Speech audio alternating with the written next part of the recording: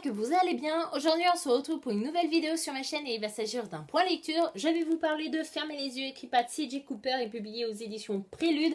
Ce livre sort en librairie le 10 février 2016 et je tiens à remercier la maison d'édition ainsi que l'attachée de presse qui s'appelle Anaïs de m'avoir proposé de recevoir ce livre et de pouvoir le lire. Tout simplement je suis super contente, super émue parce que c'est mon tout premier partenariat officiel avec ma propre chaîne YouTube et en plus de ça le premier service presse et donc le premier roman que je reçois en partenariat avec la maison d'édition a été une très bonne lecture. J'ai adoré ce roman et je vais vous en parler très vite. En tout cas, je voulais faire une petite parenthèse sur les services presse avant de commencer mon point lecture. Je pars du principe que si j'aime un livre, je vous le dirai, et si je n'ai pas aimé un livre, je vous le dirai également. Après tout, je préfère être honnête avec mes abonnés et j'ai pas envie d'être fausse, c'est-à-dire que je me vois mal filmer une vidéo en vous disant que j'ai adoré un livre alors que ça n'a pas été le cas, parce que ça m'embêterait que vous puissiez acheter le livre à la suite d'une de mes vidéos et que vous passiez un très très mauvais moment alors que moi j'ai passé un très mauvais moment également. Je me sentirais très mal à l'aise, je pense. Et du coup, je pars du principe que si une maison d'édition qui me propose un service presse n'est pas contente du résultat de ma vidéo sur le livre en question parce que j'en parle j'en parle pas en bien, voilà, et ben c'est pas grave. Si elle estime qu'elle n'a plus envie de m'envoyer des services presse parce que voilà, j'ai fait une mauvaise vidéo et que j'ai pas aimé un de leurs livres, et ben tant pis, c'est pas grave. Après, je pars du principe qu'une maison d'édition ne se résume pas en un seul livre. C'est-à-dire, c'est pas parce que j'ai pu ne pas aimer un livre d'une maison d'édition que tous les autres livres de cette maison d'édition sont nuls. Je pense que tous les livres méritent leur chance aussi. Mais voilà, je voulais faire cette petite parenthèse parce que je préfère être honnête envers vous et voilà, vous êtes prévenus d'avance. De quoi parle ce livre? Ici, nous allons suivre les aventures de Sarah, qui est une femme qui a une grosse phobie de l'avion. Elle n'aime pas prendre l'avion, même le fait d'en voir un devant elle, elle se sent très mal à l'aise, elle est prise d'angoisse, vous voyez l'enfer. Quand elle a été petite, elle a pu le prendre plusieurs fois parce que ses parents sont souvent partis en vacances avec leur fille et du coup, Sarah a été obligée de prendre l'avion à quelques reprises, mais ça a été une très mauvaise expérience pour Sarah, mais aussi pour les proches de Sarah, puisque Sarah avait un comportement assez compliqué dans l'avion. Soit elle était malade à en vomir, soit elle était prise d'angoisse et elle pleurait. Enfin voilà, donc les autres passagers se plaignaient du comportement de Sarah et du coup ça a été vraiment un enfer pour la famille de Sarah, mais également pour Sarah. Et nous allons arriver au moment où Sarah a l'opportunité d'avoir le métier de ses rêves.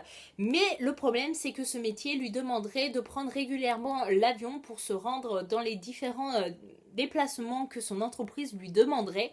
Et donc là, vous pouvez imaginer le problème de Sarah. Ok, elle veut le métier de ses rêves, mais sans passer par la case de l'avion. Du coup, pour essayer de vaincre sa peur de l'avion, Sarah décide d'avoir recours à des séances d'hypnose avec un hypnotiseur très réputé vers chez elle. Elle va donc commencer les séances, mais suite aux séances, il va se passer quelque chose d'assez étrange chez Sarah, puisqu'elle va être victime d'hallucinations très terrifiantes, très monstrueuses.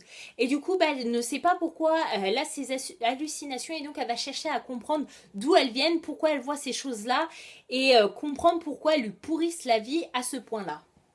Ce que j'ai beaucoup aimé dans ce roman, c'est tout d'abord le rythme du récit. On va suivre plusieurs personnages à la fois et tout au long du roman, on va connaître les aventures de Sarah en parallèle de ces personnages.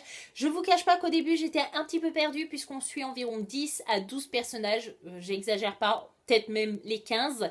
Et du coup, de se rappeler à chaque fois le prénom de chacun avec le lien qu'ils ont avec Sarah était assez compliqué. De se dire, tiens, elle c'est la sœur de Sarah, lui c'est le copain de Sarah.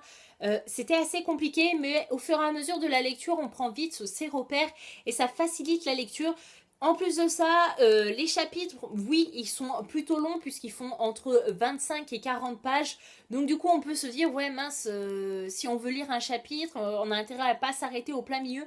Mais au final, non, puisque un récit, par exemple, d'un personnage... Attendez, j'essaye de trouver un exemple. Bien sûr, ça ne vient pas. Si... Attendez. Oui, voilà. Donc là, on a par exemple le récit de Felicity qui commence là. Et là, on a le deuxième récit de Caroline.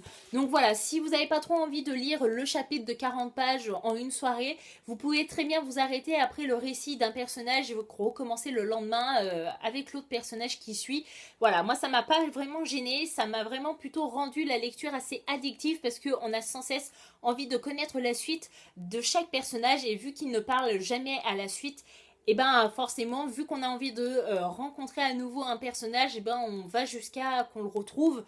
Et du coup, on tourne les pages sans s'en rendre compte. Un autre point fort de ma lecture, ce sont les personnages que l'auteur a pu créer. Ce sont des personnages très forts en caractère, très déstabilisants pour le lecteur. Et du coup, ils mettent le lecteur dans une situation assez bizarre. C'est-à-dire que les personnages vous mettent mal à l'aise. Vous allez vous dire, mais elle est folle. Elle a adoré sa lecture du début à la fin, alors qu'elle s'est sentie mal à l'aise tout au long de sa lecture. Eh ben oui, moi je pars du principe que l'auteur a rempli sa part du marché et que du coup ce livre a été une plutôt bonne lecture pour moi. Voilà, je m'attendais pas du tout à ça en lisant le résumé et en commençant le roman. Voilà, j'ai vraiment été j'ai vraiment été oppressée. Voilà, c'est le mot qu'il faut que je dise dans cette vidéo, c'est que j'ai été oppressée par certains personnages et par certains passages du roman et du coup ça a fait de ce livre quelque chose de bien. Franchement, jamais je me serais attendue à ça en lisant ce roman. Et en plus de ça, l'intrigue est parfaite. Jamais j'aurais pensé à ça. Voilà, oui, certes, on sait au début en lisant le résumé que Sarah a des hallucinations terrifiantes, assez monstrueuses. Mais je m'attendais pas à ce dénouement à la fin.